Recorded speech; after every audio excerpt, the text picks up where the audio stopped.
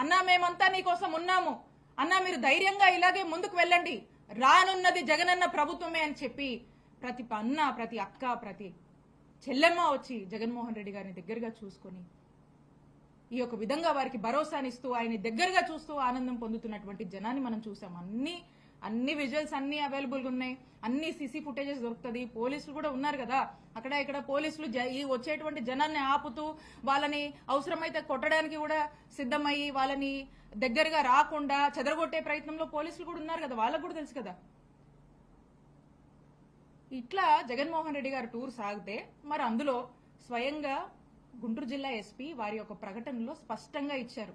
ఏదో ఒక private vehicle ఢీకొని సింగయ్య అనేటువంటి పెద్ద ఆయన డెత్ కి గురయ్యారు అని చెప్పి స్వయంగా గుంటూరు జిల్లా ఎస్పీ ఆ వెహికల్ నంబర్తో సహా వారి యొక్క ప్రకటనలో స్పష్టతనిచ్చారు.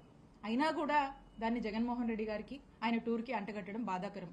అప్పటికీ కూడా బాధ్యత గల వ్యక్తులుగా అక్కడున్నటువంటి మా గుంటూరు జిల్లాలో ఉన్నటువంటి నాయకులు, ఆ కాన్స్టిట్యున్సీ పత్తిపాడికి సంబంధించినటువంటి ఇన్ఛార్జ్ కూడా వారి దగ్గరికి వెళ్లి ఈరోజు ఫైనాన్షియల్ అసిస్టెన్స్ కూడా ఇచ్చి ఆ కుటుంబానికి అండగా ఉన్నారు. ఆ బాధ్యత మేము తీసుకున్నాం. అలానే సతన్పల్లిలో మేము రీచ్ అయ్యేసరికి సీసీటీవీ ఫుటేజ్ కూడా చాలా మంది చూశారు.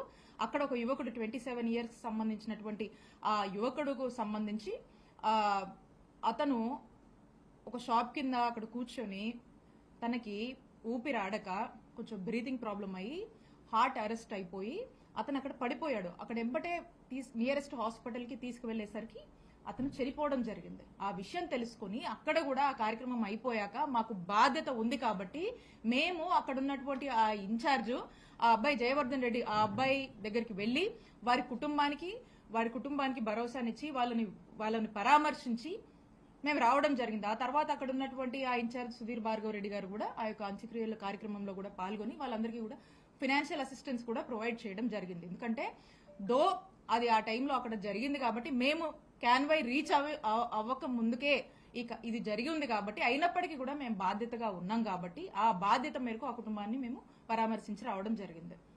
ఈ రోజున దీన్ని పట్టుకొని జగన్మోహన్ రెడ్డి గారికి ఇంత జనం వచ్చారు.